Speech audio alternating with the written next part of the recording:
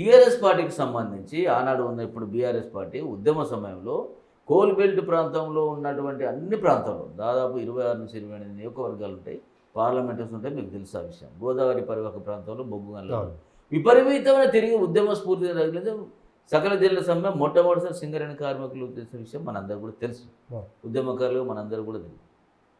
చేస్తే ఏమన్నాడు, అరే సింగరేణి బొందలగడ్డగా మార్చారు వీళ్ళంతా కాంగ్రెస్ పార్టీ వాళ్ళు, మొత్తం ప్రైవేట్గా చేసిండ్రు, ఇక్కడ ఓపెన్ కాస్ట్లను తవ్వారు. నేను అధికారం రాగానే మన తెలంగాణ రాగానే మనం 10 అండర్గ్రౌండ్ బొగ్గులను తవ్వుకుందాము, ఒక్కొక్క బొగ్గునికి 3,000 మంది యావరేజ్గా కార్మికులు అవసరం అవుతారు, 30,000 మంది వెంటనే మనం రిక్రూట్మెంట్ చేసుకోవచ్చు. ప్రజలు నమ్మారు, ఓట్లు వేసారు. ఒకటి కాదు 2 సార్లు అధికారంలోకి ఇచ్చారు. దాని తర్వాత ఓపెన్ కాస్ట్లు తగ్గిస్తాడు అంతే, నేనే కూర్చేసుకొని కూర్చుంటా అన్నాడు. ఈసారి 17 ఓపెన్ కాస్ట్లకు పర్మిషన్ తెచ్చిండు. ఫ్యాంక్లైన్ గోదావరిలో ఉన్నాడు, మొత్తం టౌన్ చుట్టూ అంతా వచ్చేసింది ఆల్రెడీ. ఓపెన్ కాస్ట్ ఫ్యాంక్లైన్ మొత్తం మెగా వచ్చేసి ఫ్యాంక్లైన్ దాదాపు ఫ్యాంక్లైన్ మోర్ దాకా ఇటు జనగాం దాకా మట్టి కుప్పల మీద గుట్టలు వచ్చి మీరు ఎప్పుడు వస్తే చూడొచ్చు. దీన్ని బొందలగడ్డలో మార్చింది ఎవరు? TRS party.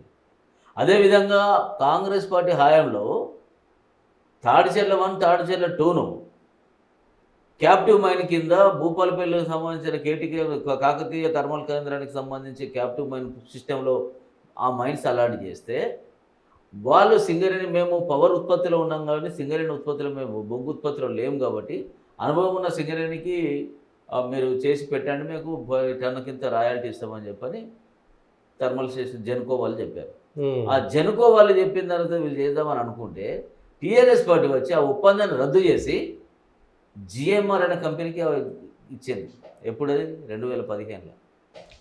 సింగరేణికి ఇచ్చినటువంటి గవర్నమెంట్ ఇచ్చినటువంటి బొగ్గు అనేది తాడిచెర్ల 1 తాడిచెర్ల 2లను ప్రైవేటీకరణ చేసింది ఈ కేసీఆర్ కదా.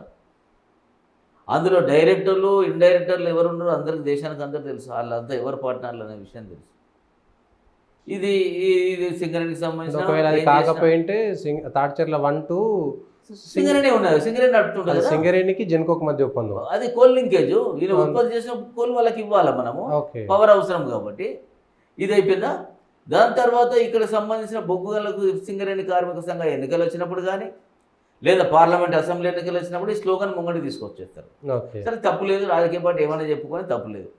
శ్రీరాంపూర్లో సింగరేణి కార్మిక ఎన్నికలు అయినప్పుడు అక్కడ మొత్తం ముఖ్యమంత్రి హోదాలు, ఏదో రాజకీయ నాయకుని హోదాలు రాలే, ముఖ్యమంత్రి హోదాలకు వచ్చి అన్ని అండర్గ్రౌండ్ బొగ్గులకు శంకుస్థాపన చేశారు. ఒక్కడే దగ్గర స్టేజ్ దగ్గర శిలాపలకలు ఇప్పుడు అక్కడ అట్లనే ఉన్నాయి.